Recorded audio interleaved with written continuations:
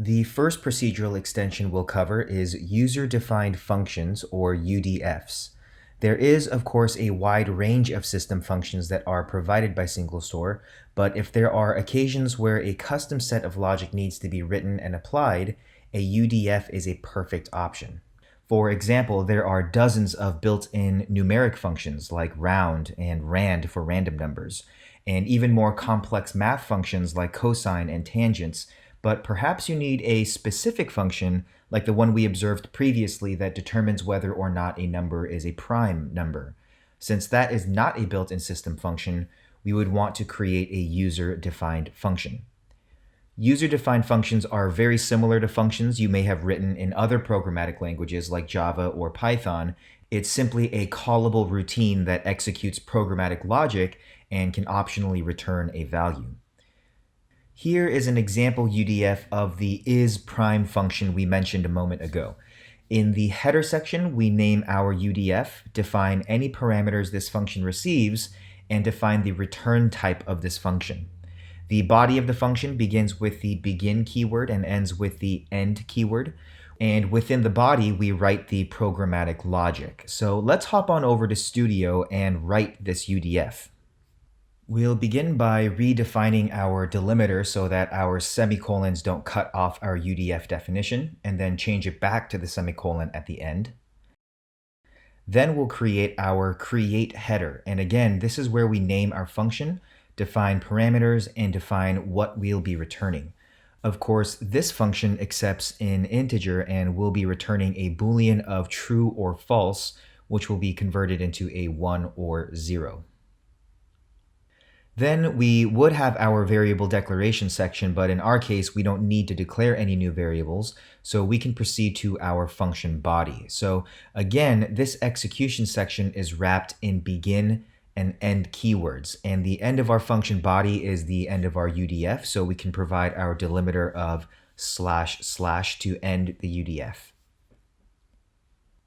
So quickly, we'll write a fast fail condition stating any number that is 1 or less than immediately return false, as it will not be a prime number. So with if statements, we write if condition then, and then we end the if statement with the end if. Within the body of our if statement, we can write whatever we want executed when the condition is satisfied. So in this case, we'll write return false. And now we'll write our loop. For loops begin with the for keyword, and then we provide a range, and then the loop keyword. Then we'll close the loop body with the end loop statement. Our range will be from 2 to our parameter n minus 1. And now our loop will determine whether or not our number is prime by modding the number by our current iteration. If the mod returns 0, we know that the number was cleanly divisible, meaning that the number is not prime, and we can return false.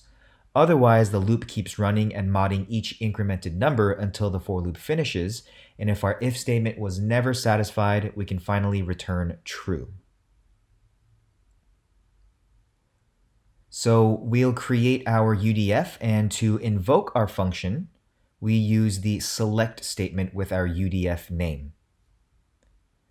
We'll try 13, which returns 1 for true, because 13 is a prime number. 14 will return false. 15 also returns false. 16 returns false, as all of these numbers are not prime. And 17, which of course is prime, will return 1 for true. Here is another example UDF that may have more of a use case. We are accepting a string as a parameter and normalizing it, meaning we will downcase all letters and remove any unnecessary spaces. Now, this UDF may look intimidating at first, but pause the video and take a look at each section: the header section, the declaration section, and the execution section. What this UDF is doing is essentially building a new string defined as result and returning that variable at the end. Now, after we downcase the string using the lcase system function, we kick off a while loop that runs the length of the given string and compares two adjacent characters with each other. If they are both space characters, we do nothing and iterate forward. However, if either of the characters is not a space, we will concatenate the current character to the result string. As you can see, if you've written functions and algorithms before, creating UDFs only requires a bit of syntax practice. So in the following lab, we'll put some practice in by creating some basic UDFs.